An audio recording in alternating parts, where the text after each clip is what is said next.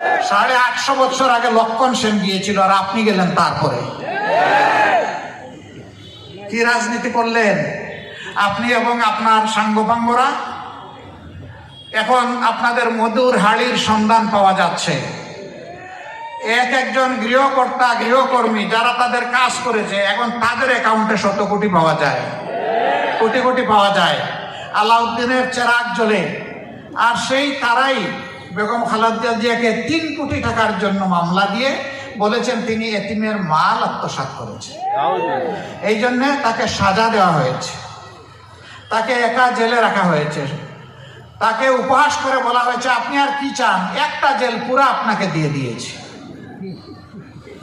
এইভাবে অহংকার, উপহাস, মানুষের প্রতি ঘৃণা তারা ছড়িয়েছিলেন, জাতিকে ভাগে ভাগে বিভক্ত করেছিলেন, মেজরিটি মাইনরিটি নাম দিয়ে মুখামুখি করে ফেলেছিলেন।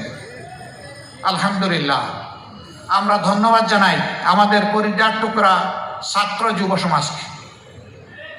আমরা যে আন্দোলনের সূচনা করেছিলাম 15.5 বছর আগে, তার পরিসমাপ্তি টেনেছে তারা।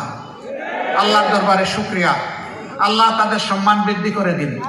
এদেশের বৃহত্তর খেদমতের জন্য তাদেরকে কবুল করুন।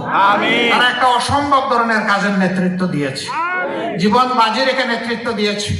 এ কাজ করতে গিয়ে হাজার খানেকের ঊর্ধ্বে আমাদের কলিজার টুকরা সোনার ছেলেরা মেয়েরা চলে গেছে। এখানে কোনো দলমত নাই, এখানে কোনো ধর্ম নাই, এখানে সকল ধর্মের মানুষ অংশগ্রহণ করেছে, সকল ধর্মের মানুষই মারা গিয়েছে, নিহত হয়েছে, আহত হয়েছে। শহীদদেরকে আমরা কোনো দলের সম্পত্তি বানাতে চাই না। এই শহীদরা জাতির সম্পদ, এই শহীদরা আমাদের শ্রদ্ধার পাত্র, এই শহীদরা আজীবন আমাদের জাতীয় বীর। আমরা তাদেরকে সেই মর্যাদায় দেখতে চাই। অনেক সাংবাদিক বন্ধু আমাকে প্রশ্ন করেছেন আপনাদের দলের কতজন শহীদ হয়েছে। আমি বলেছি আমরা মজলুমের দলে সামিল হয়ে যারাই শহীদ হয়েছে তারা সকলেই আমাদের দলে, তারা সকলেই 18 কোটি মানুষের দলে। অতএব তাদেরকে আমরা দলীয় সম্পদ বানাতে চাই না। আমরা আল্লাহর উপর ভরসা করে সিদ্ধান্ত নিয়েছিলাম যে কয়টা শহীদ পরিবারের সন্ধান পাবে সেই কয়টা শহীদ পরিবারে জামাতে ইসলামী পৌঁছে যাবে ইনশাআল্লাহ। আমরা গিয়ে তাদের ভাগ্যের পরিবর্তন করতে পারবো না, গিয়ে শুধু বলবো আমরাও আপনার পরিবারের সদস্য, গিয়ে শুধু বলবো এখন থেকে বাকি জিন্দেগি আমরা একই সাথে সুখ দুঃখের অংশীদার। আমরা শুধু গিয়ে বলবো আপনারা যে গর্বিত শহীদ পরিবারের পিতা মাতা ভাই বোন সন্তান স্ত্রী, হাসরের দিন ওই শহীদরা যখন আপনাদের জন্য আল্লাহর দরবারে শাফায়াতের দোয়া করবেন সেদিন আমাদেরকে ভুলে যাইয়েন না, আমাদেরকেও আপনাদের সাথে রাখবেন। আমরা এই কথাগুলা বলার জন্য তাদের কাছে ছুটে যাচ্ছি। সম্মানিত ভাইয়েরা, আহত হয়েছে লাখো লাখো তরুণ যুবক, সাধারণ মানুষ, আলিম উলামা এই আন্দোলনে একাকার হয়ে গিয়েছিলেন। আল্লাহু আকবার। আমরা তাদের সকলের কাছে যেতে পারিনি বলে দুঃখিত, কিন্তু আমরা আমাদের স্থানীয় সবগুলা সংগঠনকে বলেছি যেখানে আহতের সন্ধান পাবেন সেখানেই চলে যান, ওর কপালে চুমু দেন, ওর জন্য দোয়া করেন, আল্লাহ যেন তাকে শিফার নিয়ামত দান করেন, সে যেন সুস্থ হয়ে উঠে এই জাতির জন্য আবার লড়াই করতে পারে। আমি হাসপাতালে গিয়েছি, হাত নাই পা নাই, জিজ্ঞেস করেছি তোমার অনুভূতিকে, বলে যে আমি খুব খুশি। আমি বলি কেন তুমি খুশি? ওই আমার দেশ স্বাধীন হয়েছে। আল্লাহু আকবার, আল্লাহু আকবার।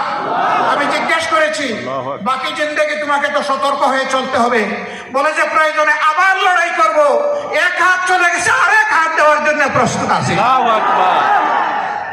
স্যালুট, ওদেরকে সালাম জানাই, আল্লাহ এদের ইজ্জত বৃদ্ধি করে দিন। এরকম সন্তানেরা যে মায়ের গর্ভে জন্ম নিয়েছে সেই মা অবশ্যই সৌভাগ্যবান মা, আমরা সেই মায়ের জন্য দোয়া করি।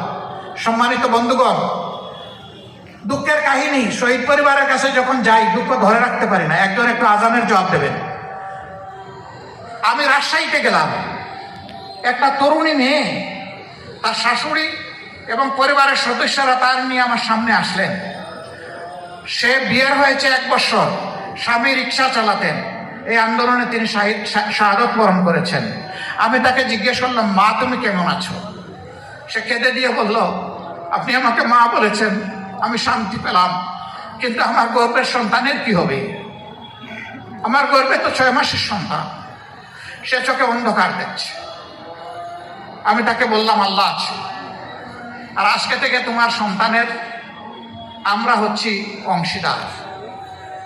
এই সন্তান জন্ম নেও, একটা সুস্থ সন্তান হিসেবে আমরা দোয়া করি, ছেলে হোক মেয়ে হোক, যতদিন তার লেখাপড়ার প্রয়োজন হবে এই বেড়ে ওঠা পর্যন্ত এই দায়িত্ব বাংলাদেশ জামাতে ইসলামের।